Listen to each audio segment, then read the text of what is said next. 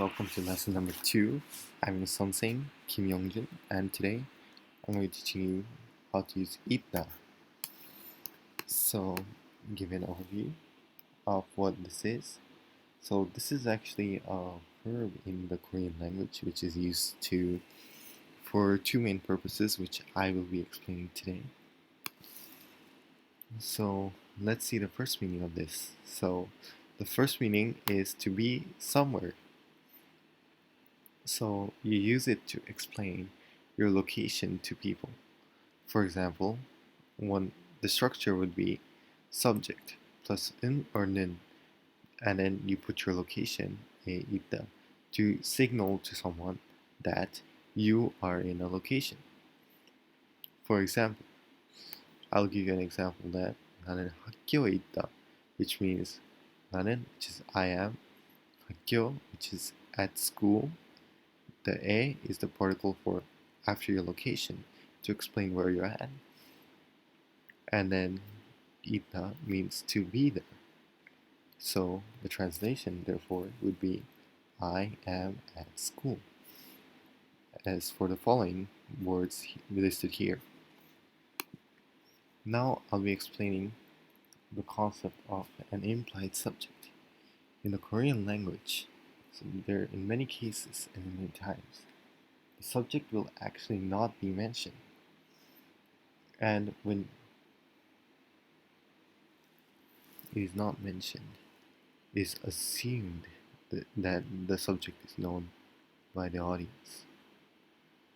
Such is the case in this sentence over here. There is no subject in this sentence.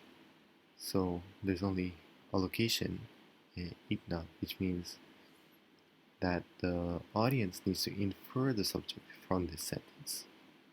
So this sentence by itself just means at school.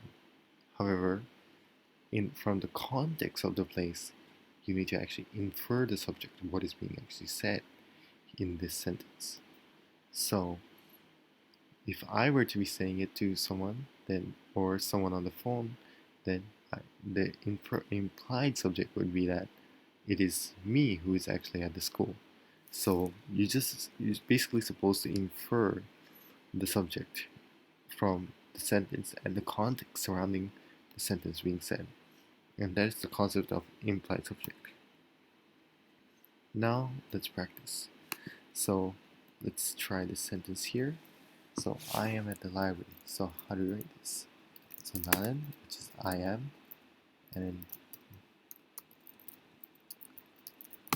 도서관, which is library, A, which is at, which is I am at the library.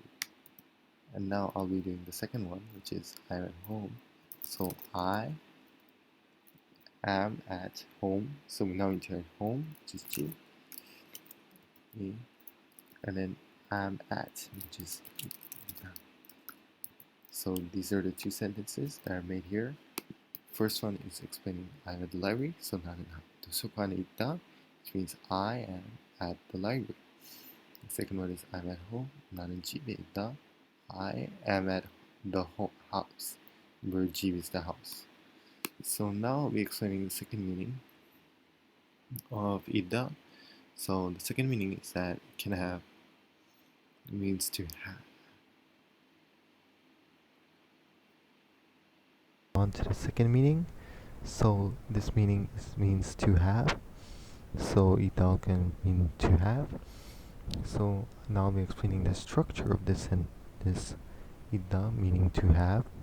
So use the subject, which is the thing that you want, thing is having the object. We put 은 or 는, which is comparing this thing to the object.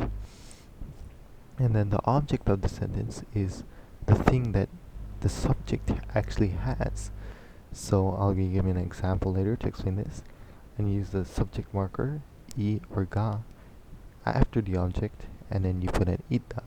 And using this sentence structure, you can express that the subject has an object. So now I'll be giving this example. So this example is 나는 펜이 있다. So what this means is 나는 means I. So this is I. 펜이 means pen and then its object. So that means pen is what this person has, and then ida means to have. So therefore it means I have a pen. Now let's practice some sentences. So please pause the video. I'll let you practice this before I give you guys the solutions. So now that you guys have gone through this, I'll write the solutions. So I have a table, so na는 is I, and then table is 탁자, and then because it's a at the end of this word, you have to put a ga. You have to use the ga particle, and then you have to put da to say that I have. Now let's do the next one. I have refrigerator. So I is na는, and then refrigerator is 냉장고, and then because it's N and O, you need to use ga, and then to have is eat. So guys, I hope you guys understood a little bit more on the ida and how it can mean either to have or to be at a location. And I hope you guys continue to practice more Korean. I'll see you guys in the next video.